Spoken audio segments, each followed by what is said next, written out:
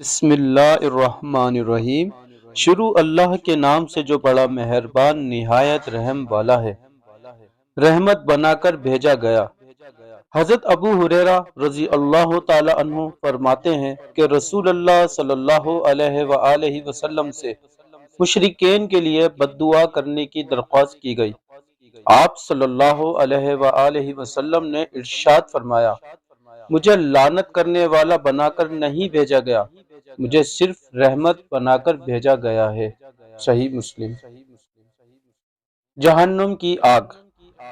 حضرت انس بن مالک رضی اللہ تعالی عنہ روایت کرتے ہیں کہ رسول اللہ صلی اللہ علیہ وآلہ وسلم نے ارشاد فرمایا، شب معراج میں میرا گزر ایسی جماعت پر ہوا کہ ان کے ہونٹ جہنم کی آگ کی کیچیوں سے قطرے جا رہے تھے۔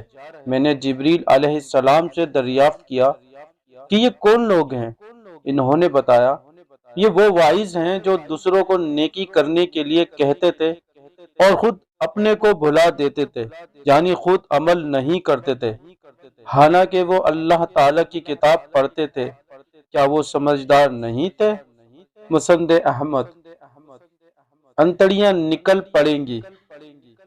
حضرت اسامہ بن زید رضی اللہ تعالی عنہ سے روایت ہے کہ انہوں نے رسول اللہ صلی اللہ علیہ وآلہ وسلم کو یہ ارشاد فرماتے ہوئے سنا، قیامت کے دن ایک شخص کو لایا جائے گا اور اس کو جہنم میں پھینک دیا جائے گا، جس سے اس کی انتڑیاں نکل پڑیں گی۔ وہ انتڑیوں کے ارد گرد اس طرح گھومے گا جیسا کہ چکی کا گدھا چکی کے گرد گھومتا ہے، یعنی جیسے جانور کو آٹے کی چکی چلانے کے لیے چکی کے چاروں طرف گھمایا جاتا ہے، اور اسی طرح یہ شخص اپنی انتڑیوں کے چاروں طرف گھومے گا۔ جہنم کے لوگ اس کے چاروں طرف جمع ہو جائیں گے اور اس سے پوچھیں گے، فلانے تمہیں کیا ہوا؟ کیا تم اچھی باتوں کا حکم نہیں کرتے تھے اور بری باتوں سے ہم کو نہیں روکتے تھے؟ وہ جواب دے گا، میں تم کو اچھی باتوں کا حکم کرتا تھا لیکن خود اس پر عمل نہیں کرتا تھا، اور بری باتوں سے روکتا تھا لیکن انہیں کیا کرتا تھا۔ صحیح بخاری۔ اللہ تعالیٰ سے ہمیں عافیت طلب کرنا چاہیے کہ اللہ ہم پر رحم کرے اور ہم تمام مومنین مومنات کو جہنم کی آگ سے محفوظ رکھے۔